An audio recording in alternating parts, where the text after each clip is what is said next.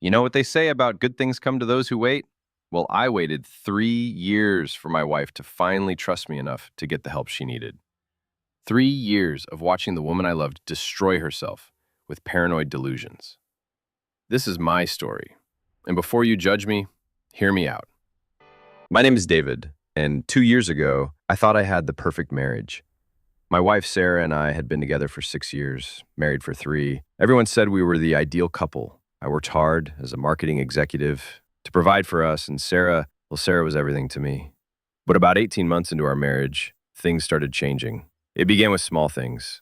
Sarah would get these terrible headaches after dinner, complaining about stomach issues that seemed to come from nowhere. She'd have dizzy spells, wake up exhausted no matter how much she slept. The worst part was watching her mind slip away. She'd forget conversations we'd just had, get confused about simple things. I took her to doctor after doctor, spent thousands on tests. Everything came back normal, but I could see my wife disappearing bit by bit. Probably stress, the doctors would say. Maybe anxiety. I'd hold her hand through every appointment, trying to be supportive. I had to tell the doctors about her symptoms, how she was getting paranoid, making up stories, how I'd had to take over our finances because she couldn't focus anymore. Here's where things got really difficult. Sarah started accusing me of things, horrible things. She claimed I was putting something in her food, in her drinks. Can you imagine your wife, the person you love most in the world, looking at you with fear and suspicion, convinced you're trying to hurt her? The worst part was, she seemed better when I traveled for work. I thought maybe it was because the stress of my presence was triggering her episodes. Maybe I was somehow making her anxiety worse just by being there. One evening, I was making Sarah some tea with honey. Her throat had been scratchy all day. When she came back from the bathroom, she saw me adding the honey and completely lost it. She started screaming that I was poisoning her, that I was trying to kill her. The paranoia in her voice, the genuine terror in her eyes, it broke my heart. I knew I had to document this, for her own safety, for her treatment, so I started recording our conversations when she had these episodes. I shared the recording with our families, our close friends. I was desperate for advice, for help. How do you handle a spouse who's convinced you're trying to murder them? Everyone was supportive. My mother-in-law suggested maybe Sarah needed professional help. Our friends were understanding. They could see how much I was struggling, how devoted I was despite everything. You're a saint, David, they'd say. Most men would have given up by now. But I couldn't give up on Sarah. I loved her. Things got stranger. Sarah started refusing to eat the meals I cooked for her. She'd pretend to eat. Then I'd find the food flushed down the toilet.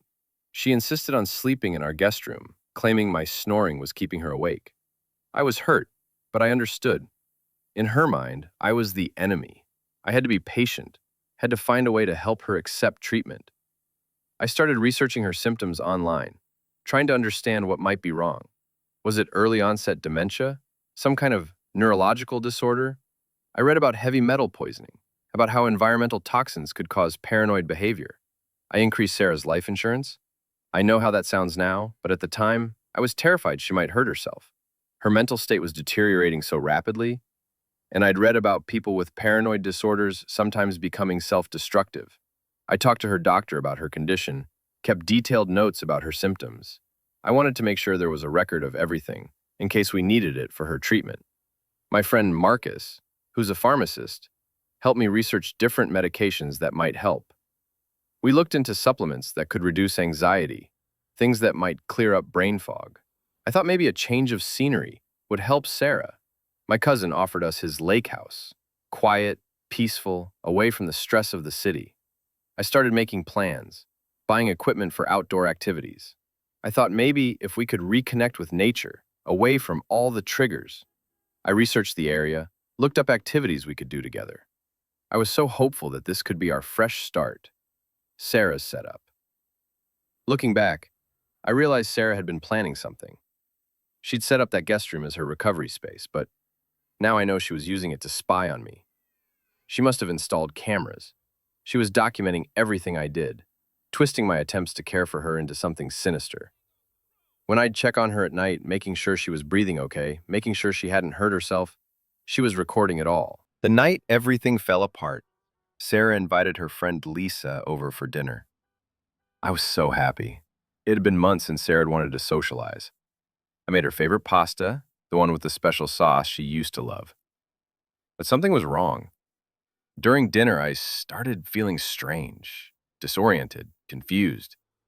I couldn't remember what day it was, couldn't stand properly. Lisa was looking at me with horror, and Sarah had this look of cold satisfaction. That's when she put a pile of papers on the table. Videos, documents, what looked like lab reports. This is what David's been doing to me, she told Lisa.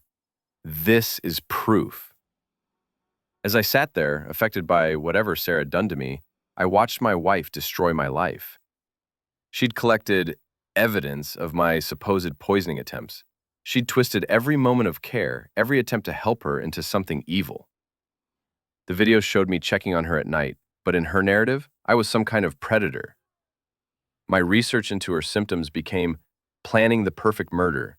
My insurance precautions became proof of motive. Lisa believed every word.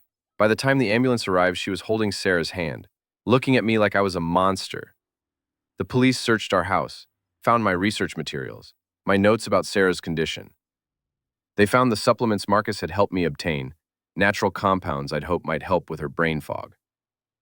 Everything I'd done out of love, out of desperation, to help my wife, was twisted into evidence of malice. Sarah had even taken samples of her own hair to a lab, paying cash to test for heavy metals. Of course they found traces. We live in a city. We eat fish. We're exposed to environmental toxins every day. But in her paranoid narrative, it was proof I was poisoning her. The trial was a nightmare. My lawyer tried to explain the truth, that Sarah had been suffering from paranoid delusions, that everything I'd done was to try to help her. But she was so convincing, so prepared. She'd turned our friends against me. Even people who'd known me for years started looking at me differently.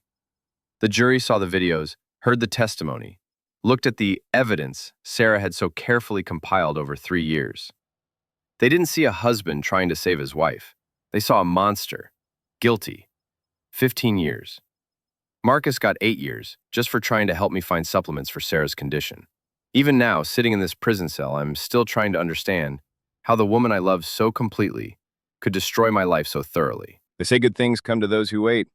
I waited 3 years for Sarah to get better, to accept help, to see that I was trying to save her, not hurt her. But maybe I was waiting for something that was never going to happen. Maybe the Sarah I fell in love with was already gone, replaced by someone capable of this. I still love her. Even after everything, even knowing what she did to me, I still love the woman she used to be. If you're listening to this and you have a spouse with mental health issues, get them help. Don't wait like I did. Don't try to handle it alone. Because sometimes the person you're trying to save is the one who destroys you.